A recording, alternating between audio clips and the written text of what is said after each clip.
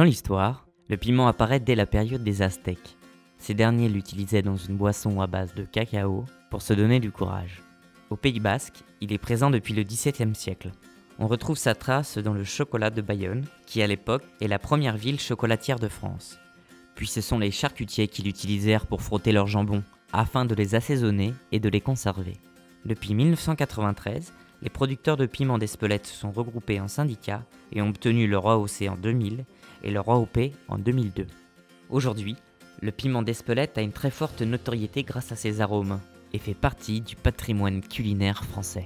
Alors l'AOP, c'est quand même un signe de qualité, de travail rigoureux, parce que le cahier des charges est quand même relativement strict. La production de piment d'Espelette a beaucoup augmenté. On était une quarantaine de producteurs en 2000, on va dire.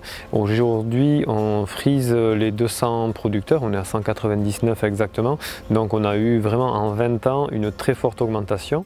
Dans un contexte un peu plus général où on voit beaucoup de fermes fermer leurs portes, ici sur 10 communes, on a quand même 200 fermes directement liées, totalement ou pas, mais qui sont directement liées à la production de piment d'Espelette.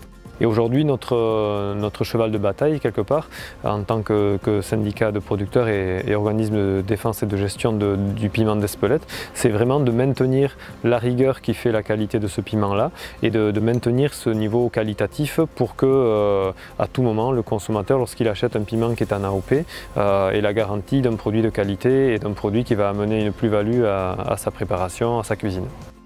C'est moi qui ai amené le piment sur l'exploitation il y a 24 ou 25 ans. Hein.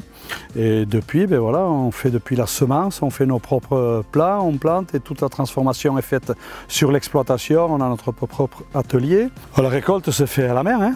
Donc on passe toutes les semaines à récolter que les piments bien rouges. Alors ce piment va amener voilà, des arômes de foin séché, de tomates, de fruités. Tout ça c'est la variété qu'on travaille qui s'appelle la variété Gorilla, qui veut dire rouge en basque.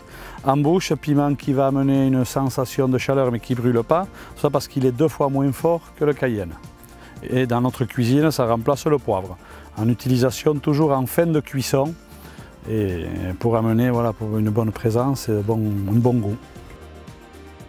Donc ici on est dans la serre, les piments que l'on a ramassés vont être triés une partie pour aller en corde et l'autre partie pour sécher comme ici. C'est-à-dire qu'on prendra les plus grands piments, rouges, lisses, coniques et les plus beaux. On va les trier et on va les essuyer, on va les encorder. Dans quelques temps on va pouvoir les queuter, enlever les tachets et toutes les queues. Et ensuite, on va pouvoir le passer au four. Il va cuire pendant 48 à 72 heures. Et ensuite, on va le broyer et le mettre en poche sous vide. Et ensuite, il passera en commission d'agrément. Et c'est là-bas qu'on nous dira s'il est conforme ou pas aux critères de l'appellation. C'est une fierté. On dirait qu'il était prédisposé à être ici parce qu'il est vert, il est rouge et il y a même des fleurs blanches. Alors, comme le drapeau basque.